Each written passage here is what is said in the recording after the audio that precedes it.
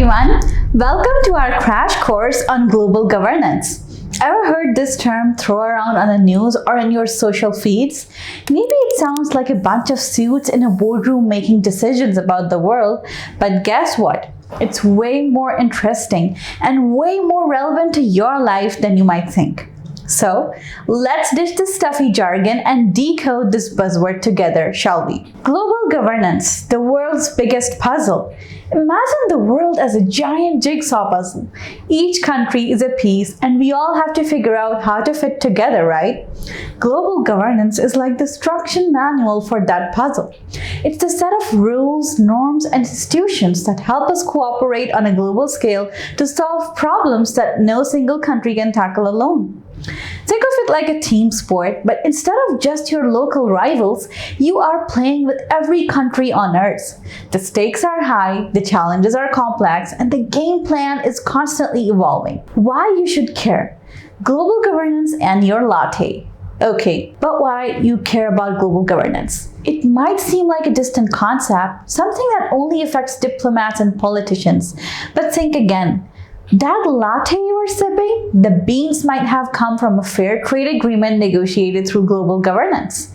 That smartphone you are using, its production might have been regulated by international standards set through global governance. That vacation you are dreaming of, its safety might depend on global agreements on aviation security. Global governance is everywhere, shaping the world we live in and impacting our daily lives in countless ways. The scope of global governance. From pandemics to penguins. Global governance isn't just about one or two issues. It's a sprawling network that covers a mind-boggling array of topics. Climate change. How do we reduce greenhouse gas emissions and protect the planet? Pandemics. How do we prevent and respond to outbreaks of infectious diseases? Economic crisis.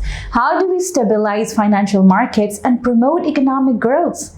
Conflict and security. How do we prevent wars, resolve disputes, and protect civilians? Human rights. How do we ensure that everyone's basic rights and freedoms are respected? From protecting endangered species to regulating the internet, global governance has its fingers in a lot of pies. The players, who's calling the shots? So, who is running this global governance show? It's not a one-man band, that's for sure. There are a bunch of different actors on the stage, each with their own role to play. States. These are the countries themselves, the big players with the power to make and enforce laws. International organizations. Think of the UN, the World Trade Organization, the IMF. These are the referees, the rule makers, and the mediators of global arena. Non-state actors. These are the NGOs, the businesses, the activists, and the everyday people who are increasingly influencing global decisions. Challenges and opportunities. A rocky road ahead. Global governance is far from perfect. It's messy, it's complex, and it often falls short of our expectations. There are power imbalances, conflicting interests, and a whole lot of bureaucracy to navigate. But it's also full of potential.